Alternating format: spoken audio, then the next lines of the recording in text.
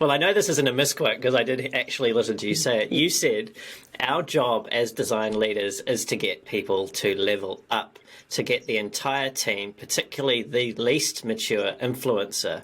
If we can get them to be fluent, we can do many, many more things.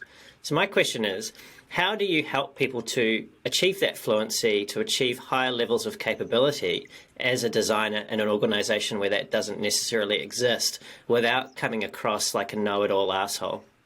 Um, well, they're not mutually exclusive. You can do both.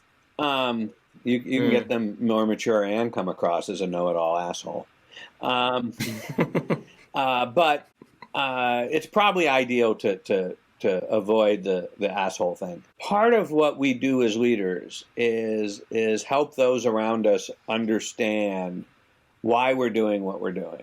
Right? This is true of pretty much any type of leadership. I mean, if you're running a restaurant and you want to raise up the quality of the food, you have to you can berate people into trying to do that, but that's not going to get you there, because if they don't know how to do it now, they're not going to just do it. So you have to model the behavior, you have to show how it works. You then have to go through and diligently remove any sort of friction or obstacles that are happening. And you, over time, and part of it is you have to hire the right people. You have to find folks who are capable of growing their capabilities. And this is key. I mean, in most organizations today, so much of design work, so much of UX work is basically compensating for the fact that the people we work with have virtually no skills or knowledge in this area.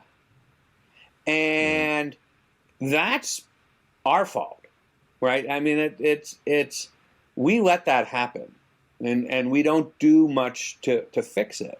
But it's actually quite important. If we start to, piece by piece, get people to realize why we do what we do, and to give them basic skills to be able to do some of it. And they don't need to be the world's best designer, but chances are we're not the world's best designer, and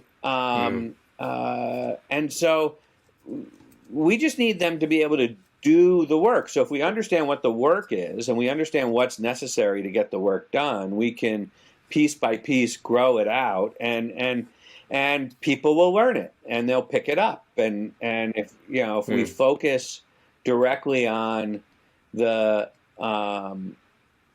way that the work is done, over time, the people around us get better at things.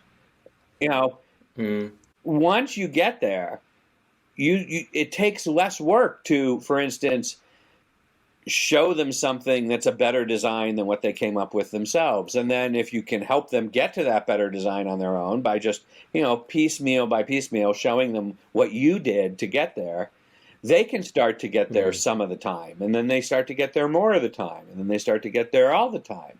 And then if they're getting there all the time, there's that big list of things that we never get to because we spend our time drawing wireframes in 20 different states because we can't trust the developers to code them up right. We don't have to do that anymore. That frees us up, and we can go work on that big list of things that nobody's getting to, like, what is it the users really need, and what is it that will make us competitive in the marketplace, and what is it that will be truly innovative. And that, once we get to that moment, everything changes.